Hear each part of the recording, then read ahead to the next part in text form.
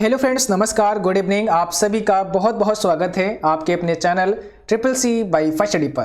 Friends, आज की इस क्लास में ट्रिपल सी एग्जाम में पूछे जाने वाले कैल्क और एक्सेल से कुछ इंपॉर्टेंट फार्मूलों से संबंधित क्वेश्चन लेकर आए हैं और ये सभी प्रश्न आपके लिए काफ़ी इंपॉर्टेंट हैं क्योंकि आपको पता है ट्रिपल सी एग्जाम में ढेर सारे क्वेश्चन फार्मूलों से संबंधित आते हैं। तो आज इस वीडियो में हम लोग सीखने वाले हैं कि कैसे कैसे क्वेश्चन ट्रिपल सी एग्जाम में फार्मूलों से संबंधित आते हैं और कैसे हमें उन प्रश्नों का जवाब देना है। आज की वीडियो में कंप्लीट समझेंगे। तो जिन बच्चों को फार्मूले नहीं आते हैं, समझ में नहीं आते हैं, आप सभी को आज इस वीडियो को कंप्लीट पूरा ध्यानपूर्वक समझना है और देखना है। 100% निश्चित रूप से इस क्लास को देखने के बाद आप सभी फार्मूले सीख पाएंगे और इनसे बनने वाले प्रश्नों का जवाब भी आप बहुत ही आसानी से दे पाएंगे। ठीक है, तो चलिए शुरुआत करते हैं आज के इस क्लास को। आप सभी क्लास को एक बार शेयर कर दें ताकि और भी बच्चे और भी साथी इस क्लास को ज्वाइन कर सकें। और जो बच्चे चैनल पर नए हैं, पहली बार हैं, आप सभी चैनल को सब्सक्राइब करें, बेल आइकन भी ऑन कर लेना ताकि नोटिफिकेशन भी आप सभी को मिलता रहे। ठीक है, तो चलिए स्टार्ट करते हैं। बट क्लास को शुरू करने से पहले आप सभी को बता दें, अगर आप ट्रिपल सी एग्जाम के लिए ऑनलाइन मॉक टेस्ट करना चाहते हैं तो आप हमारी वेबसाइट www.triplec-byfast.com पर विजिट करें। यहाँ पर आपको ढेर सारे ऑनलाइन मॉक टेस्ट हिंदी और इंग्लिश में मिल जाएंगे। साथ ही साथ इंपॉर्टेंट क्वेश्चन आंसर और उनके पीडीएफ भी आप डाउनलोड कर सकते हैं। लिंक नीचे डिस्क्रिप्शन में दिया गया है जहाँ से आप विजिट कर सकते हैं। इसके अलावा जिन बच्चों ने अभी तक हमारा मास्टर ई बुक नहीं लिया है तो आप हमारा मास्टर ई बुक ले सकते हैं। उसमें 2000 प्लस क्वेश्चन आपको मिलेंगे, यानी कि वहाँ पर आपको 1500 क्वेश्चन की एक पीडीएफ प्लस 570 क्वेश्चन की एक पीडीएफ जो चैप्टर वाइज है, दोनों को एक में शामिल कर दिया और वो आपके लिए काफ़ी हेल्पफुल साबित होगी आपके ट्रिपल सी एग्जाम के लिए। तो आप उसको भी डाउनलोड कर सकते हैं, उसका लिंक भी नीचे डिस्क्रिप्शन में दिया गया है। चलिए शुरुआत करते हैं आज के इस क्लास की। आज का सबसे पहला प्रश्न आपके स्क्रीन पर आ चुका है। आपको धैर्यपूर्वक आराम से क्वेश्चन के आंसर करने हैं जो भी आज हम आपसे पूछें। और जिन बच्चों को नहीं पता है, बिल्कुल भी आपको चिंता करने की आवश्यकता नहीं है। आज बहुत ही आराम से हम आपको सभी फार्मूले सिखाकर जाएंगे जो भी आज की इस क्लास में हमने शामिल किए हैं। ठीक है, तो आपको बिल्कुल घबराने की आवश्यकता नहीं है, अच्छे से समझना है। और इसके बाद हम आपको कुछ प्रैक्टिस सेट भी देंगे आपके टेलीग्राम चैनल पर, तो वहां से वो प्रैक्टिस सेट डाउनलोड करके आप उनको कर सकते हैं, हल कर सकते हैं, ताकि आप लोग और बेहतर तैयारी कर सकें। ओके, चलिए पहले क्वेश्चन का जवाब भेज दीजिए। आप लोग क्या हो जाएगा, राइट आंसर पूछा गया है इक्वल फ्लोर 1209,11 का परिणाम क्या होगा, का रिजल्ट क्या होगा। ओके, तो यहां पर आपके सामने कुछ ऑप्शन दिए गए हैं, इसमें से बताइए कौन सा करेक्ट आंसर हो जाएगा।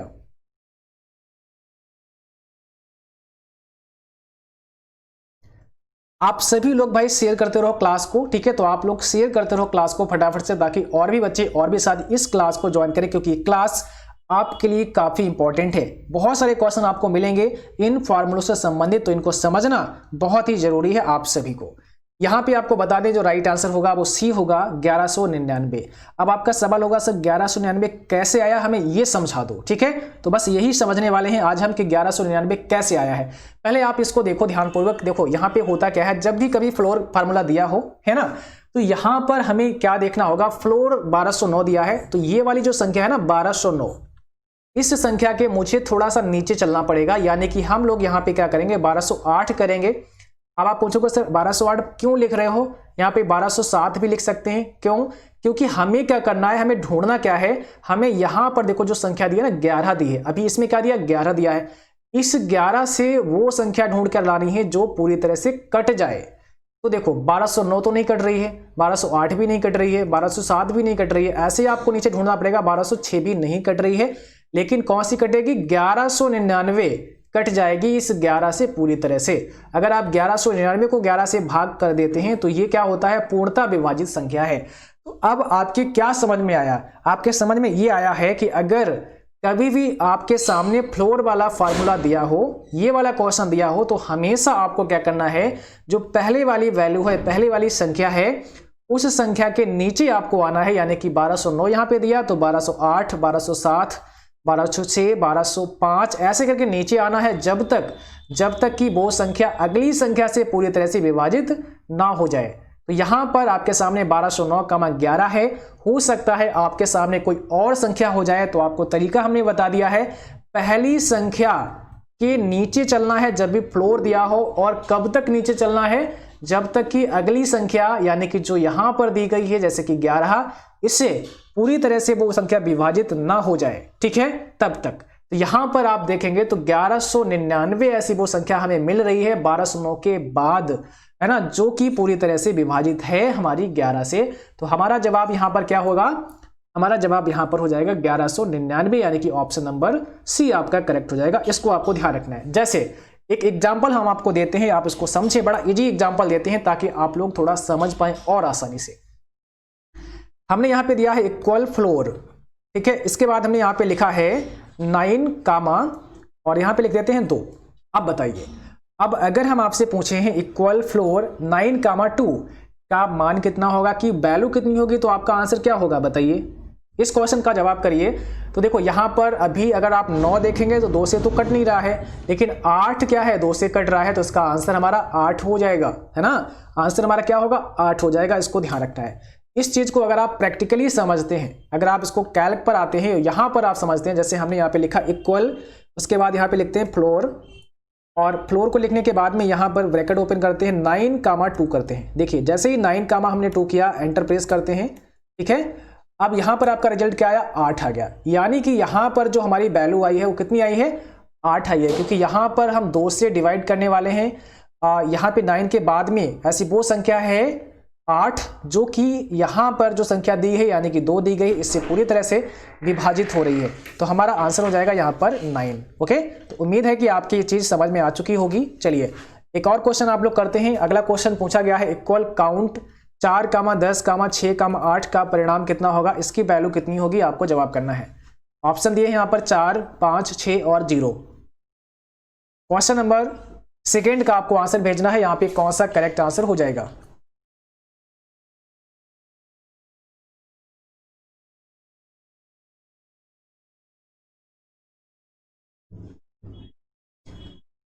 तो यहां पर आपका सही जवाब होगा ऑप्शन पहला, ठीक है। 4 आंसर यहां पे आएगा। आप समझ लो 4 आंसर कैसे आया है, जो आज हम फॉर्मूले समझा रहे हैं अच्छे से समझना है, क्योंकि यहां से बहुत क्वेश्चन बनते हैं आपके एग्जाम में, और निश्चित रूप से यहां से क्वेश्चन बनेंगे भी आपके जनवरी एग्जाम में, इसलिए इसको समझना ही है आपको अच्छे से, ठीक है।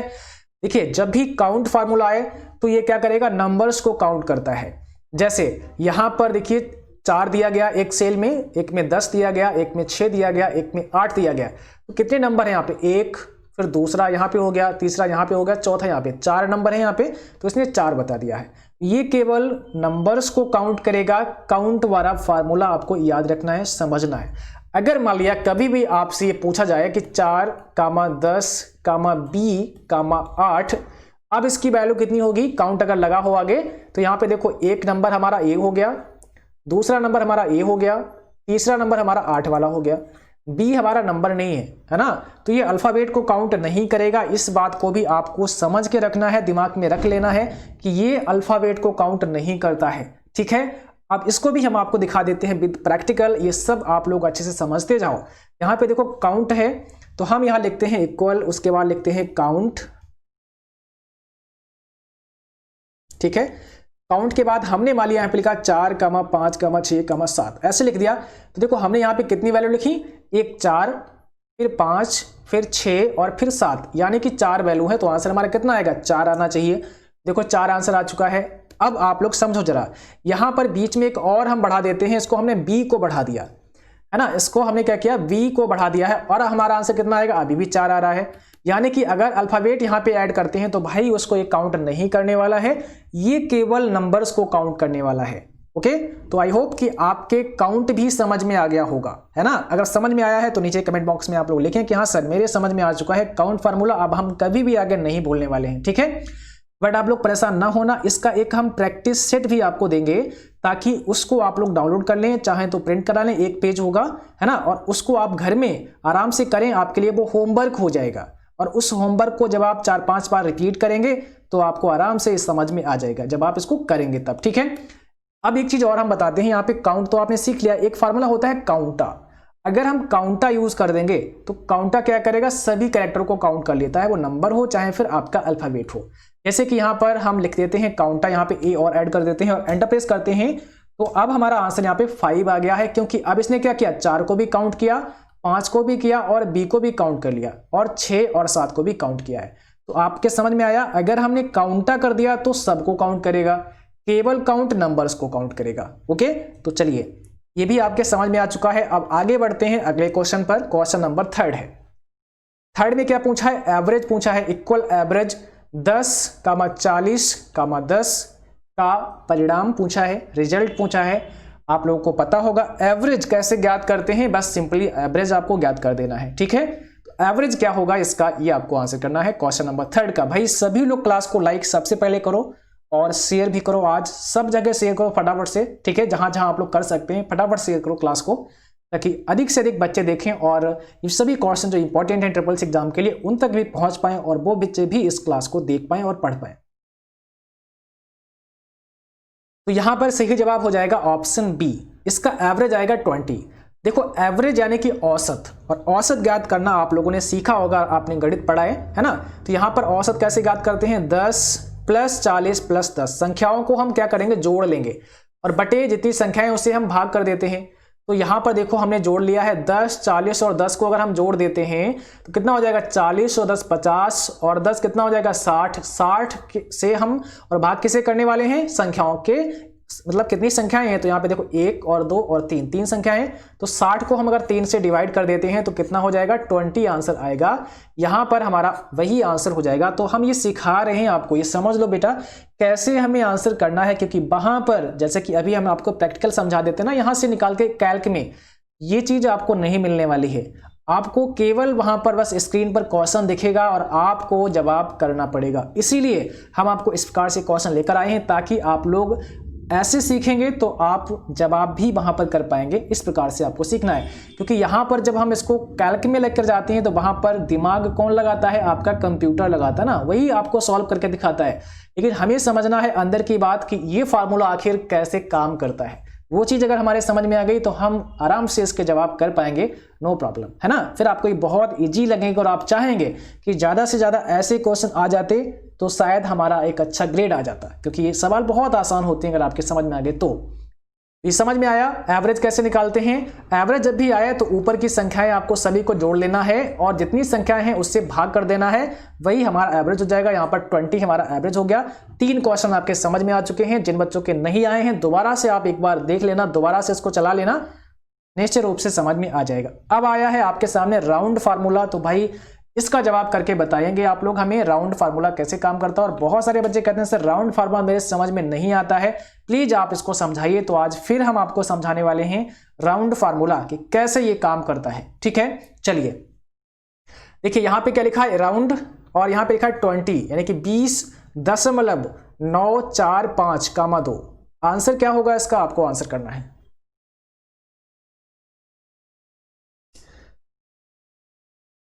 चलो भाई आंसर करो जल्दी से आप लोग, और यहां पे हो जाएगा फिर आपका आंसर पहला ऑप्शन करेक्ट। देखो यहां पर हो जाएगा 20.9 ठीक है। कैसे होगा इसको समझते हैं थोड़ा सा। जब भी आपको राउंड फार्मूला दिया गया हो, राउंड फार्मूला में आपको कैसे सॉल्व करना ये समझ लो। सबसे पहले हम लोग पीछे आ जाते हैं और यहाँ पे 2 को देखते हैं। देखो यहाँ पे जो 2 दिया गया ना, इस 2 का काम क्या है इसको पहले देख लेते हैं। तो ये जो 2 है आपका, ये बताता है आपको कि दशमलव के बाद हमें केवल 2 स्थान चाहिए। बात समझ में आ रही है?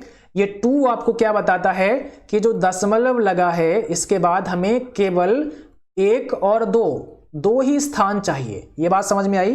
ठीक है। चलिए अब यहां पर देखेंगे तो आपके क्वेश्चन में दशमलव के बाद कितने अंक हैं? दशमलव के बाद 3 अंक हैं।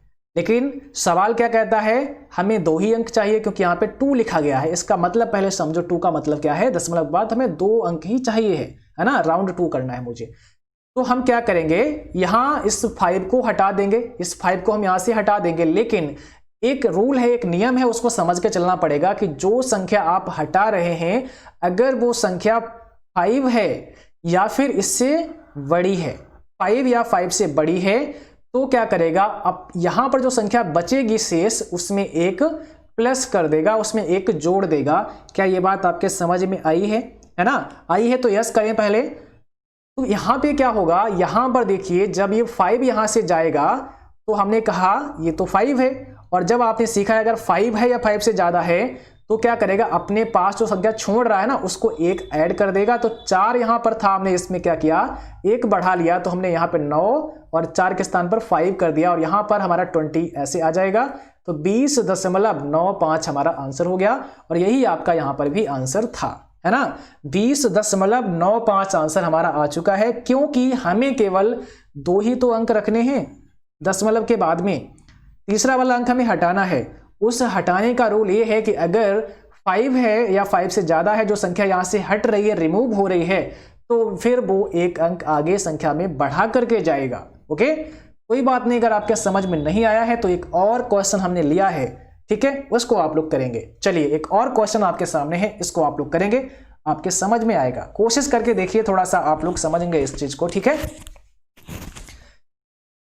यहां पे दिया है इक्वल राउंड 365, फिर लिखा है दशमलव 5, 4 और 0, राउंड करना है 1। देखो 1 दिया गया ना, अब ये क्या कह रहा है, ये कह रहा है कि हमें दशमलव के बाद में केवल एक ही अंक चाहिए। हम ये 3 अंक यहां दिए ना, ये नहीं चाहिए, एक ही अंक इनको चाहिए। एक अंक रख दो, क्या फर्क पड़ता है ना। बट आपको अपना रूल ध्यान रखना पड़ेगा, 5 या 5 से अगर बड़ा मिले तो एक बढ़ा देना है। जल्दी से आंसर भेजो भाई, क्या होगा। तो यहां पर आपको बता देते हैं भैया, आंसर हो जाएगा ऑप्शन बी, 365.5 इसका करेक्ट आंसर होगा। अब देखो भाई, कैसे ये आपका सही आंसर आएगा, यानी कि कैसे आपको सॉल्व करना है या फिर कैसे ये आंसर आ गया है, इसको समझते हैं। तो यहां पर हमें ये संख्या लिख लेनी है, इससे कोई मतलब नहीं है हमें, तो क्या लिखेंगे हम, 3, 6 और 5, यानी कि 365 दशमलव लिख लिया हमने, लगा भी लिया। अब देखो यहां पर कामा के बाद क्या लिखा है, सबसे पहले इसको देखेंगे। कामा के बाद कह रहा है एक अंक चाहिए, ठीक है, यानी कि हमें 2 अंक नहीं चाहिए, ये 40 हमें नहीं चाहिए, हटा देंगे इनको हम यहां से। अब हम क्या करेंगे, कौन सा अंक चाहिए, हमें एक अंक चाहिए, यानी कि 5 रखने हैं। तो देखो भाई, 5 के बाद में जो संख्या यहां से जा रही है वो क्या 5 है, तो वो 5 तो नहीं है, वो तो 4 ही है ना, यहाँ पे 4 है। जब 4 हो, यानी कि जब 5 या 5 से बड़ा ना हो, तो कोई फर्क नहीं पड़ने वाला है, सेम संख्या को उतार लेते हैं और इनको यहां से जाने देते हैं। तो 40 को यहां से जाने देते हैं और हम 5 को यहां से सीधा सीधा उतार लेते हैं, नो प्रॉब्लम, ठीक है। देखो 365.5 हो गया।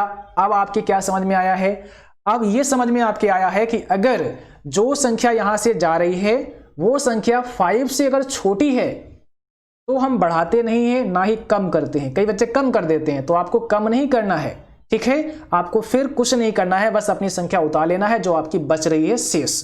फिर से समझिए, एक बार फिर से समझिए ध्यानपूर्वक। यहां पर लिखा है 365.540, ये 1 क्या बताता है, 1 ये कहता है कि भैया हमें दशमलव के बाद में एक अंक चाहिए, ये दशमलव हमारा है, इसके बाद में यही वाला अंक चाहिए ना, ये 40 को मुझे हटा देना यहां से, है ना। हटाने का रूल ये कहता है कि जो संख्या चाहिए आपको, जैसे कि 5, एक अंक चाहिए, इसके बाद में जो संख्या यहां से जा रही है, अगर वो संख्या 5 है या 5 से ज्यादा है, तब वो जो संख्या शेष बचती है उसमें एक जोड़ कर जाएगी, और अगर ऐसा नहीं है तो कोई फर्क नहीं पड़ने वाला है, सेम संख्या उतार लीजिए। तो आप देख रहे हैं यहाँ पे तो 4 है जो कि 5 से छोटा है, तो कोई फर्क नहीं पड़ता है, इनको जाने दो यहां से, इनको जाने दो यहां से। संख्या बची है 365 दशमलव, ये 5 हमें चाहिए तो 5 हमने यहां लिख लिया, नो प्रॉब्लम, हमारा यही जवाब हो गया, ठीक है। समझ में आया या नहीं आया, नहीं आया तो एक और क्वेश्चन करते हैं, एक और क्वेश्चन का जवाब करिए, और हर क्वेश्चन अलग अलग प्रकार का भी आ रहा है, ये भी ध्यान रखना है। अभी राउंड के मैंने 2 क्वेश्चन किए हैं, दोनों अलग अलग प्रकार थे, एक में 2 था राउंड करना, एक में 1 था राउंड करना, और अब यहां पर 0 राउंड है। इसको समझते हैं। अब 0 जब भी आता है तो कैसे आंसर करना होगा, ओके। चलिए भाई बता दीजिए जल्दी से आप लोग, जवाब क्या हो जाएगा। 0 यहां पर दिया गया है, जल्दी करिए आप लोगों का क्वेश्चन का आंसर क्या होगा। अभी हम आपको कैल्क पर भी लेकर चलेंगे और ये समझा देंगे। आज बहुत ही आराम से क्लास करने वाले हैं, क्योंकि आज हमें ये सभी फार्मूले आपको सिखाने हैं हर हालत में। चलिए सभी फार्मूले आज हमें आपको सिखाने हैं हर हालत में। देखो यहाँ पे 0 है और इसका आंसर देख लो भाई क्या हो जाएगा। इसका जो जवाब होगा वो होगा 655। अब आप पूछोगे सर 655 कैसे आ गया इसका आंसर, तो देखो भाई समझते हैं फिर से। यहां पर इसको लिख लेते हैं थोड़ा बड़ा बड़ा, ताकि आप लोगों को आराम से दिख जाए, क्योंकि छोटा है फॉन्ट जरा। 654.6 और 8,0 इतना समझ में आया। क्वेश्चन आपके समझ में आ चुका है कि क्या लिखा गया है। हमने आपको एक बात बताई, ये संख्या कामा के बाद होती है ना, ये बताती है हमें, क्या बताती है बच्चों, कि दशमलव के बाद कितने अंक रखने हैं। तो यहां पर तो दिया है 0, इसका मतलब ये हो गया कि दशमलव के बाद हमें कोई अंक नहीं रखना है, मतलब 0 रखना है।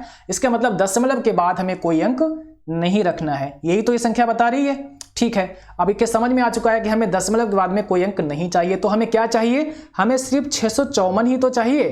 ठीक है, लेकिन एक रूल है भाई, हम यहाँ पे हटा किसको रहे हैं, हम हटा रहे हैं 6 और 8 को। तो आप ये देखो, जो संख्या हमारी यहाँ पे रहेगी 6, 5, 4, इसके बाद में संख्या कौन सी जा रही है, ये 6 जा रही है ना, 6 और 8 जा रहा है। तो हम 8 को ना देखें, हमें इस 6 को देखना है, इसको भी ध्यान रखना है। दो संख्याएं जब हो पास पास या दो संख्या जा रही हो, तो वो संख्या देखनी है जो संख्या शेष बच रही है उसके नजदीक है, इसको भी ध्यान रखना है। कई बार क्या होता है कि पता लगा ये संख्या आपकी 5 से छोटी है और ये संख्या बड़ी है, तो आप एक वहां जोड़ दो, ऐसा नहीं करना है आपको। तो हमें यहां पर देखना पड़ेगा 6 को, क्योंकि 6 जो है हमारा 4 से नजदीक है। ओके, चलिए अब यहां पे 6 और 8 जा रहा है, यानी कि 6 यहां से रिमूव होगा और 6 हमारा 5 से बड़ा है। जब ये 5 से बड़ा होगा तो भाई ये इसमें एक बढ़ा करके जाएगा। तो अगर हम बढ़ा देते हैं तो 655 करना पड़ेगा, फिर हमें क्या करना पड़ेगा, 655। वही हमारा यहां पर आंसर आया। और क्या ये बात आपके समझ में आई कि जब भी 0 दिया होगा तो हम उसको कैसे करेंगे, है ना, रूल वही अपनाना है। लेकिन अब हमें पॉइंट के बाद कुछ भी नहीं रखना है, तो देखना होगा कि पॉइंट के बाद जो संख्या है क्या वो 5 से बड़ी है या 5 है। अगर ऐसा है तो फिर वो संख्या यहां पर एक बढ़ा करके चली जाएगी। ओके, तो 655 आ जाएगा। इसको हम एक बार देख लेते हैं कैल्क प्रोग्राम में 654.68 को। ठीक है, 654.68 को एक बार देख लेते हैं। यहां पे लिखते हैं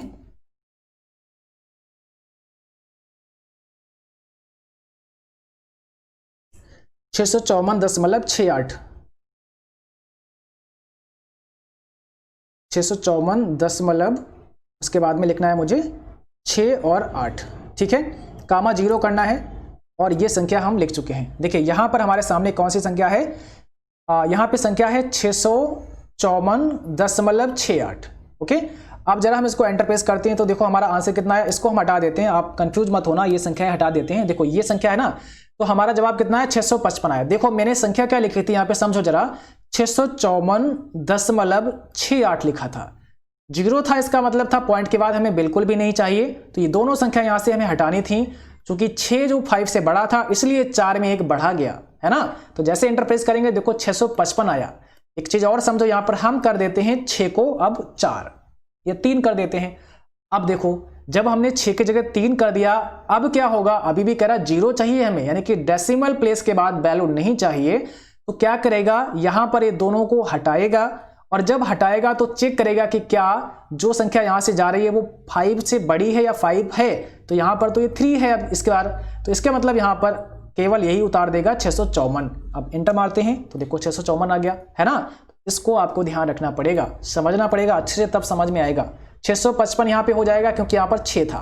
ओके, अब देखिए एक और क्वेश्चन आ गया है जो आपके लिए काफी इंपॉर्टेंट है। और यहां ऐसे हुई क्वेश्चन आपकी बहुत आए थे पिछले एग्जाम्स में, बच्चों ने सीखे थे, लेकिन माइनस लगाकर आ गया और ये माइनस बच्चों को परेशान करके चला गया। तो आज हम भाई माइनस को भी समझ लेते हैं, ताकि जब भी कभी राउंड फार्मूले में माइनस आ जाए तो फिर हम इससे भी ना डरें, इसको भी बहुत आसानी से कर पाएं और इसको समझेंगे तो बहुत आसानी से आप कर पाएंगे, नो प्रॉब्लम। तो जिन बच्चों को पता है आप लोग आंसर भेजो, इसके बाद हम आपको बताते हैं कि कैसे ये लगेगा।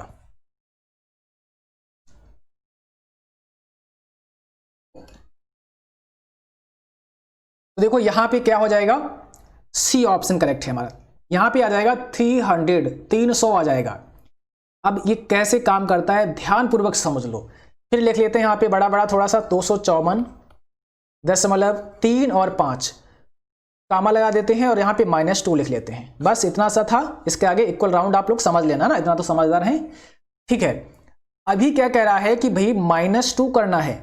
अब -2 लगा है, चलिए जैसे कि हमने एक यहाँ पे लाइन ड्रॉ कर दी है ऐसे करके, और हमने माना है कि हमारा ये दशमलव स्थान है। देखो ध्यान से, ये क्या है, हमारा दशमलव स्थान है। दशमलव के राइट साइड में प्लस है ऐसे करके, इस वैल्यू के यानी कि जो स्थान हमने लिखा ना, डेसिमल बिंदु लगा दिया, इसके इधर क्या है, माइनस है। ओके, ये समझ पा रहे हैं, इस साइड में यानी कि ये हमारा राइट साइड है, इधर प्लस है, और ये लेफ्ट साइड है, इधर हमारा क्या है, माइनस है। तो यहां पर क्या देखना है, जब भी माइनस लगा हो और माइनस के बाद जो अंक दिया हो, जैसे कि यहाँ पे 2 दिया है, इसका मतलब ये है कि दशमलव के, ये दशमलव हमारा है, इसके 2 अंक भी हमें नहीं चाहिए। बात समझ में आ रही है? इसका मतलब ये हो गया कि अब ये कहता है कि दशमलव के बाद, दशमलव से पहले भी हमें 2 अंक नहीं चाहिए। ओके, खाली 2 क्या कहता था? खाली 2 ये कहता था कि दशमलव के बाद हमें केवल 2 अंक ही चाहिए। लेकिन ये कहता है -2 कि भाई दशमलव से पहले हमें 2 अंक नहीं चाहिए। इस बात को समझना है। तो ये चीज समझ में आ चुकी है। माइनस का मतलब क्या है? दशमलव से, ये दशमलव लगा है ना, इससे पहले ये 2 अंक भी नहीं चाहिए। अब इनको हटाना पड़ेगा हमें। तो हटाने का रूल समझो जरा, कैसे हम इसको हटाएंगे। तो देखो यहां पर हमें ये 2 अंक नहीं चाहिए, है ना, क्योंकि -2 यही कहता है कि ये दशमलव लगा है और इससे पहले 2 अंक हमें नहीं चाहिए। तो ठीक है, यहां पर आप देखेंगे ये तो 4 है, और कौन सा नहीं चाहिए? 5 भी नहीं चाहिए। तो हमने सीखा है अगर 5 है या 5 से बड़ा है तो 1 अंक बढ़ जाएगा, जो संख्या शेष बचेगी, शेष हमारी 3 बचेगी, तो 3 में 1 बढ़ा, 2 है ना, और 2 में 1 बढ़ा देंगे तो 3 हो जाएगा, और यहां पर हो जाएगा 0 0। तो कितना आ जाएगा? यहां पर आ जाएगा 300। और अगर आप ऐसे लिखेंगे 300 दशमलव फिर 0 0 तो नो प्रॉब्लम, क्या दिक्कत है? ऐसे भी लिख सकते हैं, है ना। अगर आप 300.00 कर देंगे तो क्या प्रॉब्लम है? कोई प्रॉब्लम नहीं है। तो हमारा जवाब क्या होगा यहाँ पर? ऑप्शन नंबर सी हो जाएगा। तो भाई हमें ऐसे करके ये क्वेश्चन को हल कर लेने हैं। उम्मीद करता हूं कि ये चीजें आपके समझ में आ रही होगी। अगर समझ में नहीं आया, किसी बच्चों को थोड़ा बहुत भी प्रॉब्लम रह गया हो, प्लीज दोबारा से इसको एक बार रिपीट कर लेना, दोबारा फिर चला लेना। 100% आपके समझ में आ जाएगा। अगर थोड़ा सा भी आप अपने पास माइंड रखते हैं तो आपके निश्चित रूप से ये चीजें समझ में आएंगी। आगे बढ़ते हैं, अगला क्वेश्चन देखते हैं। आज की इस क्लास में सभी क्वेश्चन बहुत इंपॉर्टेंट थे और ये छांट के फार्मूले लाए हैं। जो जो पूछे गए हैं वो फार्मूले हमने आज इस क्लास में शामिल किए हैं। ओके, तो देखो यहां पर क्या है? लेफ्ट दिया है, लेफ्ट दिया है, फिर लिखा हमने स्प्रेडशीट और कॉमा के बाद 6 लिखा। अब बताइए भाई इसका रिजल्ट क्या होगा? लेफ्ट स्प्रेडशीट कॉमा 6 का रिजल्ट आपको आंसर करना है। बता दीजिए जल्दी से। अगर नहीं पता कोई दिक्कत नहीं, यहां पर होगा पहला ऑप्शन, यहां पर आएगा स्प्रेड लिख करके। कैसे, अभी होता क्या है, कैसे काम करता है? तो देखो भाई यहां पर जो भी संख्या, जो भी आपने यहां पर लिखा होगा, ठीक है, यानी कि जो भी यहां पर आपने लिखा है उसमें से लेफ्ट साइड के 6 लेटर आपको दिखाएगा। हमने लिखा यहां पर स्प्रेडशीट, इसका ये वाला राइट साइड है और ये वाला लेफ्ट साइड है। तो लेफ्ट साइड से ये 1 2 3 4 5 6 यहां पर डी तक है ना, डी तक ये दिखा देगा। तो SPREAD इसने यहां पर हमें दे दिया। बात समझ में आई? अगर यहां पर होता लेफ्ट स्प्रेडशीट कामा 6 के स्थान पर अगर हम 2 लिख देते तो क्या होता? तो ये दिखा देता हमें S और P, बस इतना सा दिखा देता। इसी के साथ साथ एक और क्वेश्चन समझते जाओ। जब कभी भी राइट दिया हो, लेफ्ट ना दिया हो और राइट दिया हो तो आप लोग समझ गए होंगे समझदार बच्चे। अब क्या होगा? तो बस राइट साइड से हमें उतने ही लेटर दिखा देगा। राइट दिया है तो राइट साइड से 6 लेटर दिखा देगा, है ना, सिंपल सी बात है। यहां से आपको पहला, दूसरा, तीसरा, चौथा और 5वां और छठा 6 लेटर हमें राइट साइड से दिखा देगा। बात समझ में आ रही है ना? तो बस इतना सा काम करना है। लेफ्ट दिया है तो लेफ्ट साइड से उतने लेटर जितना अंक यहां पे दिया है। राइट दिया है यहां पर तो राइट साइड से उतना लेटर जितना अंक यहां पे दिया है। बात खत्म, और आराम से आप इसे कर सकते हो। चलो अगला क्वेश्चन देख लीजिए। यहां पे दिया है इक्वल लेन, उसके बाद में AB स्पेस देकर हमने लिखा है CD को, और ये डबल कोट्स में है, यानी कि इन्वर्टेड कॉमा के अंदर होगा ये। इसका वैल्यू बताना है आपको, आंसर क्या मिलेगा इसका। क्वेश्चन नंबर 9 आपके स्क्रीन पर है, फटाफट से जवाब करना है। इस क्वेश्चन का राइट आंसर क्या हो जाएगा? तो यहां पर आपको बता देते हैं, इसका जवाब ऑप्शन नंबर सी हो जाएगा। यहां पर 5 आने वाला है। देखो भाई ये क्या करने वाला है, जो भी आपने लेटर लिखे ना सबको काउंट करता है, सबको काउंट करता है, और जो स्पेस होता है ना उसको भी काउंट करता है। तो आप लोग कभी आप ये मत समझना कि स्पेस नहीं है उसको काउंट नहीं करेगा, स्पेस को भी, लेन जो होता है ना स्पेस को भी काउंट कर लेता है। तो यहां पर A V स्पेस C और D, इसने देखा एक यहां पे है, दूसरा यहां पे है, तीसरा यहां पर भी इसने काउंट किया, चौथा और 5वां ये है। तो 5 यहां पर इसने काउंट कर दिए। यहां पर आपको आंसर कितना मिलेगा? 5 मिलेगा। बस इतना समझना है, जब भी लेन दिया होगा तो सभी को ये काउंट करेगा। ओके, तो बात समझ में आ चुकी है। अगर आप इसको कैल्क में करते हैं तो आपको एक बात दिखाते हैं हम कैल्क के अंदर। यहां पे लिखने वाले हैं हम लोग क्या, इक्वल, उसके बाद यहां लिखेंगे लेन, यहाँ पे जैसा कि मैंने ए लिखा, ओके, और यहाँ पे कामा बी लिखते हैं, फिर कामा सी लिखते हैं, और इसको हम एक बार, ओके सॉरी मैंने यहाँ पे गलत लिखा है इसको, क्योंकि हमें यहाँ डबल कोट्स में लिखना है, ठीक है। यहाँ पर अगर आप देखेंगे तो डबल कोट्स में मुझे लिखना पड़ेगा, तो यहाँ पे क्या है, डबल कोट्स में लिखा गया ABCD, ऐसे लिखते हैं, ओके। यहाँ पे डबल कोट्स लिखते हैं, उसके बाद हम लिखते हैं A B और C। अभी आप देखेंगे तो यहाँ पर मैंने 3 लेटर टाइप किए हैं, यानी कि कुछ भी हम लिख देते हैं, यहाँ पे ABC हमने लिख दिया, और यहाँ पे देखो 3 आ चुका है, ठीक है। तो यहाँ पर इक्वल लेन ABC लिखा हमने, और अभी इसने 1 2 और 3 काउंट किया, बट हम क्या करते हैं, B और C के बीच में एक स्पेस दे देते हैं, एक स्पेस हमने कर दिया। अब देखते हैं क्या आएगा, अब यहाँ पे देखो 4 आ गया, है ना। तो ये चीज समझना है, यहाँ पर जो लेटर है उसको तो काउंट करता ही, बाकी जो ब्लैंक स्पेस होता है ना उसको भी काउंट कर लेता है आपका लेन फंक्शन। ये चीज भी आपको समझ के चलनी है, इसको ध्यान रखना है। जब भी ऐसा क्वेश्चन दिया हो तो आपको जवाब जरा ध्यान से करना है, देखना होगा क्या बीच में स्पेस तो नहीं है। चलिए क्वेश्चन अगला आ चुका है, और यहाँ पे आ गया है सीलिंग फार्मूला। सीलिंग 16,5 है ना, 16,5 का रिजल्ट आपको बताना है। सीलिंग फार्मूला कैसे काम करता है वो चीज हमें समझनी है और सीखनी है। सबसे पहले आप लोग जवाब करेंगे, इसका राइट आंसर क्या हो जाएगा। अभी देखो शुरुआत में आप लोगों ने फ्लोर समझा था, है ना, और जैसे हमने फ्लोर आपको बताया था सेम वैसे ही सीलिंग है, बस फर्क कितना है, फर्क थोड़ा सा है। फ्लोर में हमने नीचे की तरफ देखा था और सीलिंग में हम ऊपर की तरफ देखेंगे, है ना, इसको समझना है। तो यहाँ पर 20 आने वाला है हमारा सही जवाब। देखिए यहाँ पर 16 है, और 16 के बाद में यानी कि आगे 17 आएगा, फिर 18 आएगा, ऐसे करके वो संख्या ढूंढनी हमें जो यहाँ पर दी गई संख्या से पूरी तरह से विभाजित हो जाए। 5 दिया गया यहाँ पर, तो 5 अगर आप देखेंगे तो भाई 5 से 20 जो है वो पूरा विभाजित हो जाएगा 16 के बाद में, और 16 के बाद में पहली ही संख्या होना चाहिए। ऐसा नहीं कि 20 के बाद में कोई संख्या हो जो 5 से कट जाए वो चलेगी, वो नहीं चलने वाली है। 16 से बाद में ही पहली संख्या हो, तो 16 के बाद 17 18 19 20, और 20 वो संख्या है जो 5 से पूरी तरह से कट जाएगी, तो भाई 20 ही हमारा राइट आंसर हो जाएगा। तो आपके समझ में आया, फ्लोर और सीलिंग बिल्कुल सेम है। फ्लोर में फर्क इतना है, 16 से नीचे देखना पड़ेगा, और सीलिंग में 16 से ऊपर देखना पड़ेगा, बस इतना सा ही फर्क है। ओके चलो भाई आगे बढ़ते हैं। अगला क्वेश्चन आप जरा ध्यान से समझो, इसमें क्या कहता है।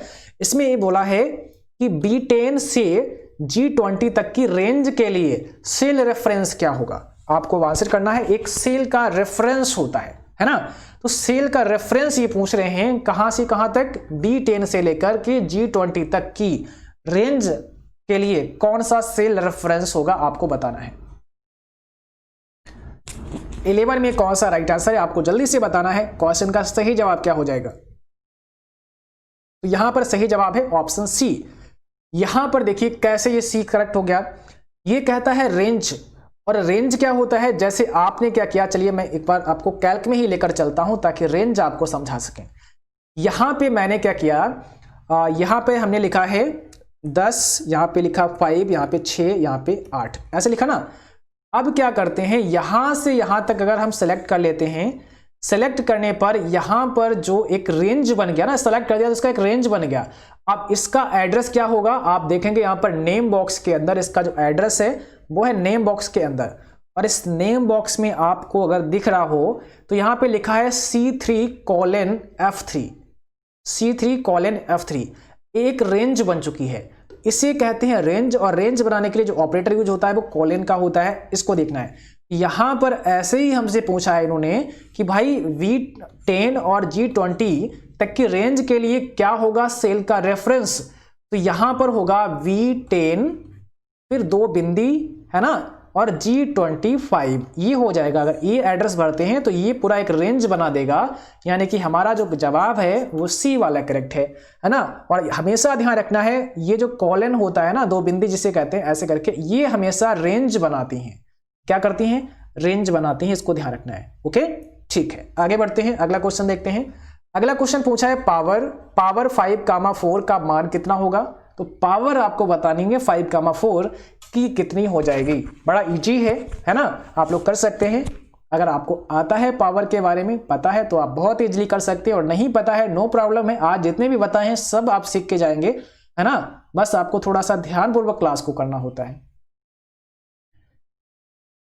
देखो भाई यहां पर होने वाला है जवाब हमारा 625। कैसे हो गया?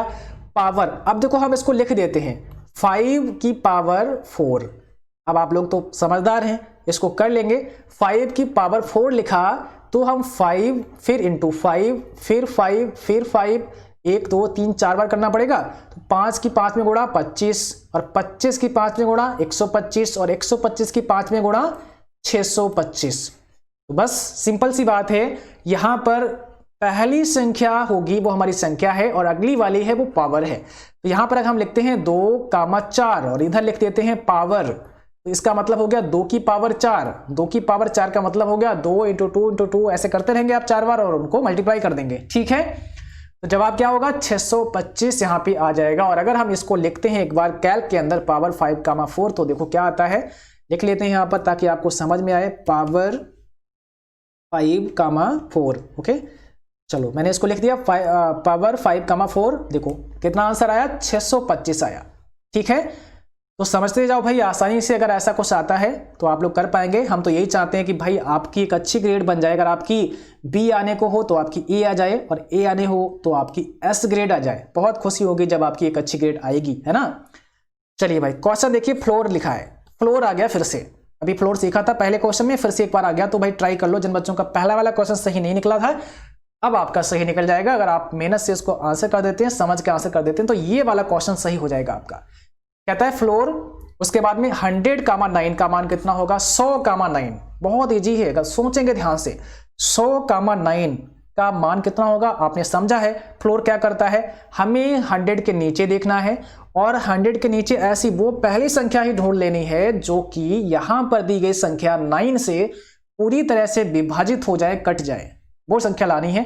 तो आप बोल दोगे सर 99 ही तो वो संख्या है जो 9 से पूरी तरह से कट जाएगी, है ना। तो बस यहां पे क्या हो जाएगा? 99 ऑप्शन हमारा क्या हो जाएगा? डी करेक्ट हो जाएगा।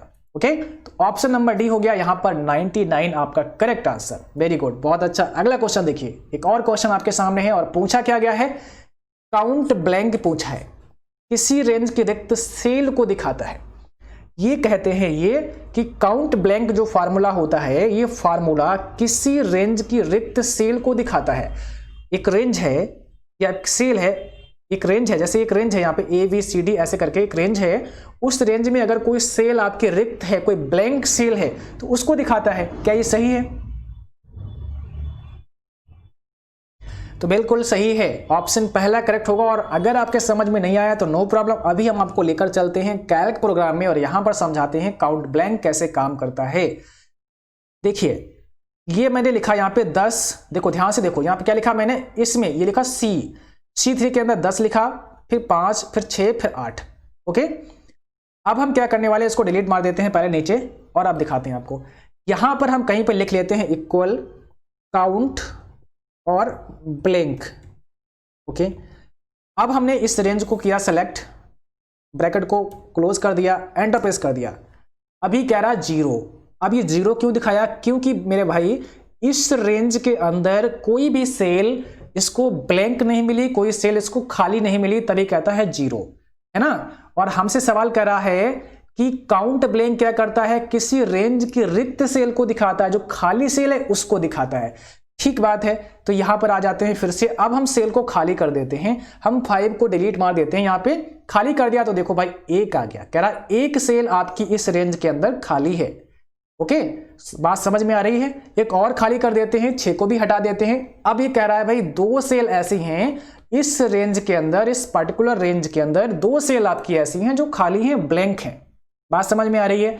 ठीक है, तो ये समझ में आया। भर देते हैं तो कहता है 1 खाली है, फिर भर देते हैं तो बोलेगा भाई 0, यानी कि कोई भी खाली नहीं है।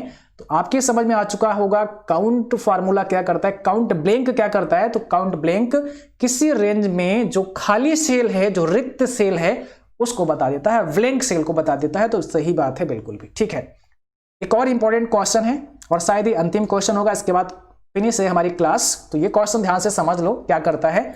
लिखा है, यहां पे लिखा है इक्वल की यहां आवश्यकता नहीं है, इधर लिखा है यदि सेल A2 में सोनू और B2 में कुमार लिखा गया है तो इक्वल क्या लिखा है? कॉन्केटेनेट, है ना, कॉन्केटेनेट A2 कॉलन B2 का मान कितना होगा, ये बात आपको बतानी है। क्या हो जाएगा सही जवाब, ये फॉर्मूला है ना कॉनकैटेनेट, समझना है भाई ये फॉर्मूला कैसे काम करता है, इसको समझ लेते हैं ध्यान से, अभी समझ में आ जाएगा आपके।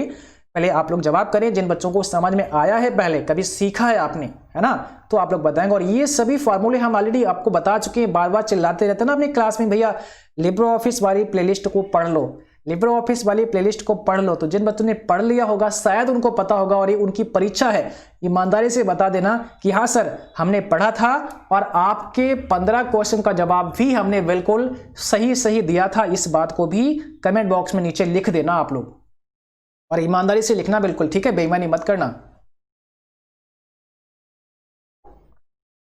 तो यहां पर आंसर आने वाला है सोनू कुमार।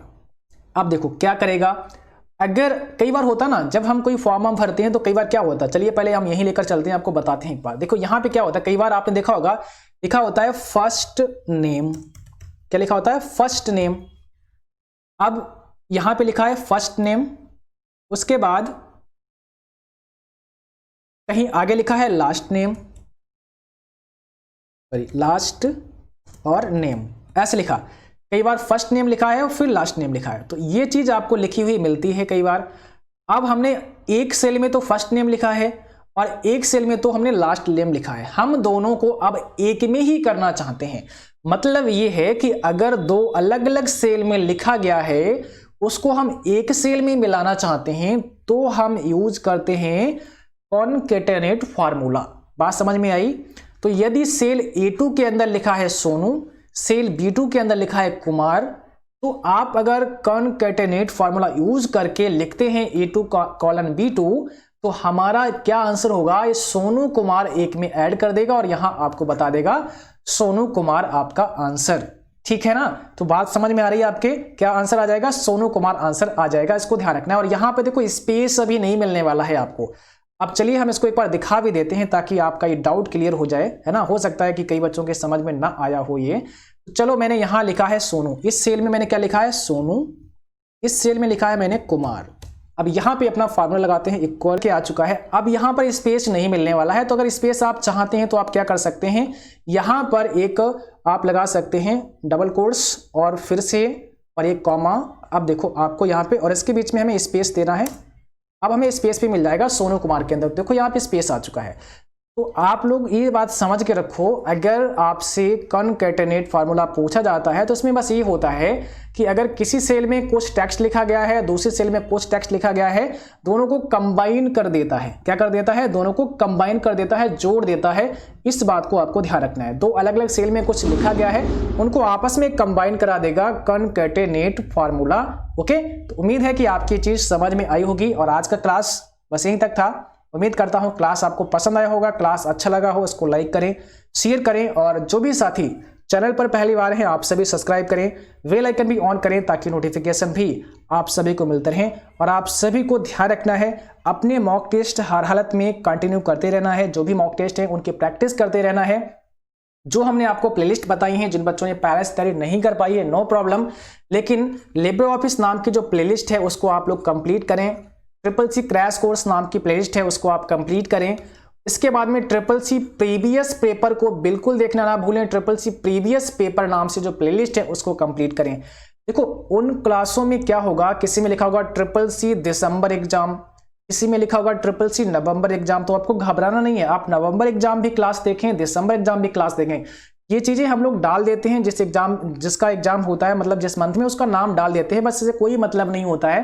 तो आप पीछे की क्लास देख सकते हैं, कभी ऐसा ना लगे आपको कि ये क्लास मेरे काम की नहीं है और इसको हम ना देखें, अभी की क्लास देखें, तो ऐसा नहीं है। आप पीछे की क्लास भी देख सकते हैं, लेकिन बहुत पुरानी क्लास आपको नहीं देखनी है, यानी कि जब आपका सिलेबस चेंज हुआ उससे पहले की नहीं देखनी है। तो 1 जून 2019 को सिलेबस चेंज हुआ, 1 जून 2019 के बाद में जो अगस्त सितंबर में क्लास हुई वो आप देख सकते हैं, है ना। तो अभी पिछले 1 साल की क्लास आप देख सकते हैं, नो प्रॉब्लम। लेकिन क्या है, रिसेंटली जो हमने CCC प्रीवियस पेपर की एक प्लेलिस्ट बनाई है उसको आप कंप्लीट करें, क्योंकि वहां पर भी बहुत इंपॉर्टेंट क्वेश्चन आपको मिलने वाले हैं। और इसके अलावा आप रेगुलर पढ़ते रहिए, मेहनत से तैयारी करते रहिए। कोई सवाल है, कोई सुझाव है, नीचे कमेंट बॉक्स में बता सकते हैं, व्हाट्सएप पर कांटेक्ट कर सकते हैं। और आपको बता दें भाई, अगर आप लोगों ने अभी तक हमें इंस्टाग्राम पर फॉलो नहीं किया है तो कौन कौन बच्चे इंस्टाग्राम चलाते हैं प्लीज सभी फॉलो कर लीजिए। 333 से हमारा आईडी है, तो आप लोग अभी जाइए और इंस्टाग्राम पर हमें फॉलो कर सकते हैं। वहां पर भी अपने कोई भी डाउट वहां पर पूछ सकते हैं, कोई सवाल कर सकते हैं और अपने डाउट क्लियर कर सकते हैं। ओके, आज के लिए बस इतना ही। Thanks for watching, thank you, good night to all, bye bye.